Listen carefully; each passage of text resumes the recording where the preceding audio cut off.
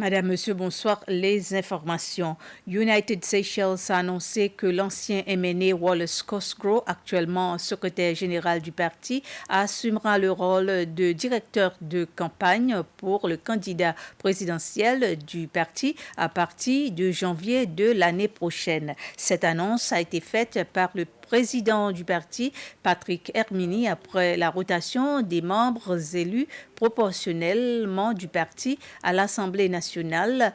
M. Cosgrove est remplacé par Louisette Marie-Claude Tambo qui a prêté serment aujourd'hui. M.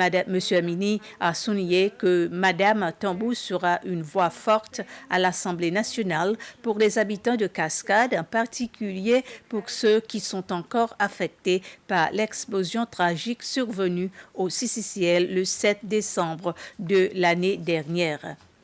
Dans le cadre de l'allocation budgétaire de 2025 pour les programmes d'investissement dans le secteur public, la majeure partie de l'allocation a été placée dans le portefeuille du ministère des Terres et du Logement, suivi du ministère des Transports, du ministère de la Santé et enfin du ministère de l'Éducation. Environ 19 milliards de roupies ont été alloués à la construction de plusieurs maisons, à la construction ou à l'amélioration de routes, de nouvelles écoles, autoroutes et installations sportives, entre autres. Dans le cadre des grands projets, le ministère des Terres et de l'Habitat va construire 72 logements à Cap-Baume-Jean dans le district d'Anse-Royal et 69 logements à Béolière, Port-Glo. La dépense la plus importante du ministère des Transports coûtera 32,4 millions de roupies pour améliorer des routes sur la côte ouest de Mahé et 30 millions pour protéger les infrastructures sur la côte. Le ministère de la Santé, de son côté, a reçu 87 millions de roupies pour construire un nouvel hôpital et le ministère de l'Éducation va reconstruire les écoles de la digue pour un coût de 47,6 millions de roupies. La Fondation des îles Seychelles, SAIF, a une fois de plus exprimé son opposition au projet hôtelier proposé sur l'île d'Assomption dans sa forme actuelle.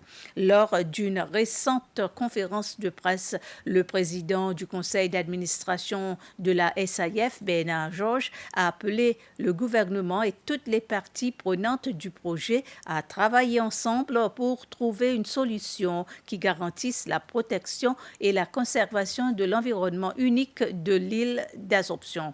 Cette déclaration survient après que la SAIF a appris que l'autorité de planification avait accordé l'autorisation à la compagnie de développement des îles pour commencer la construction sur l'île. La SAIF a également exprimé des inquiétudes concernant la campagne de marketing du projet mené par le groupe Assets.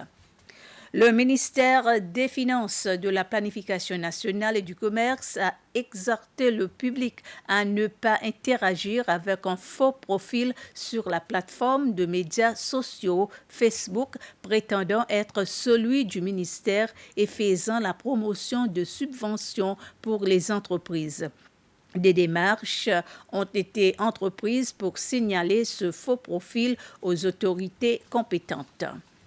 L'association Béatitude a organisé une foire pour les jeunes présentant certains handicaps afin d'exposer leurs produits artisanaux. La foire s'est déroulée depuis ce matin à Camion Hall. Ces jeunes ont suivi une formation en artisanat pour acquérir des compétences en entrepreneuriat où ils peuvent fabriquer des produits artisanaux et contribuer à l'économie du pays. Béatitude Seychelles affirme que l'association est là pour les soutenir et les doter des compétences nécessaires pour pouvoir se débrouiller seuls. C'était les informations. Merci de votre attention.